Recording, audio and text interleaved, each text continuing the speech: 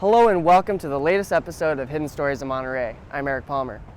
Less publicized than the Monterey Bay Aquarium, Cannery Row, Old Fisherman's Wharf, and other famous Monterey Bay attractions, but arguably still one of the best attractions in the state is the Monterey Bay Coastal Recreation Trail. Today's story is going to focus on the origin of this beautiful and beloved trail.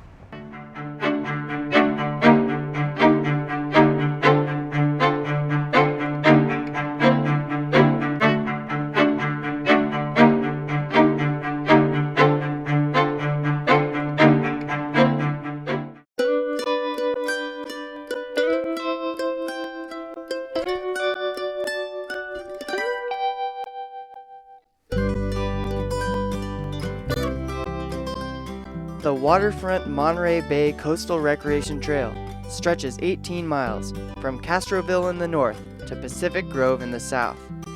This popular paved path hugs the coast and is open to pedestrians, cyclists, and Surrey riders.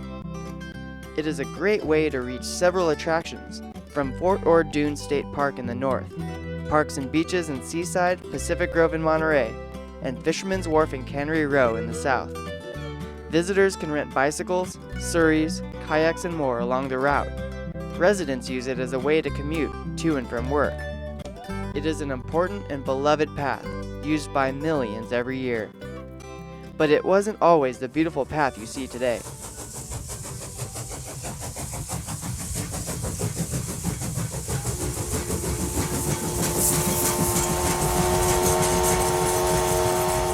In 1880, the Monterey branch of the Southern Pacific Railroad was opened to the public. For the first time, travel was made easy for tourists to visit the Monterey Peninsula. People packed the train in San Francisco and took the long ride to Monterey, where the world-famous Hotel Del Monte and Pebble Beach lured wealthy tourists to their resorts.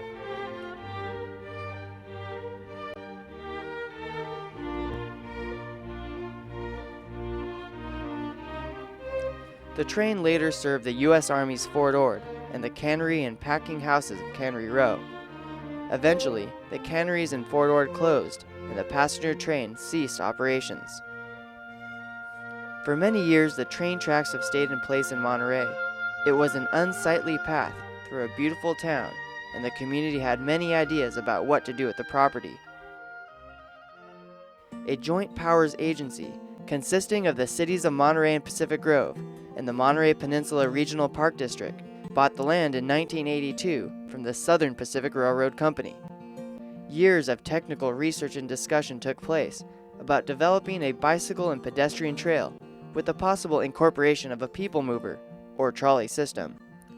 Later, the city came to the conclusion that, for now, it would be developed for bicycle and pedestrian use only. The plan was to create a safe pathway for pedestrians and bicycle traffic with an attractively landscaped corridor.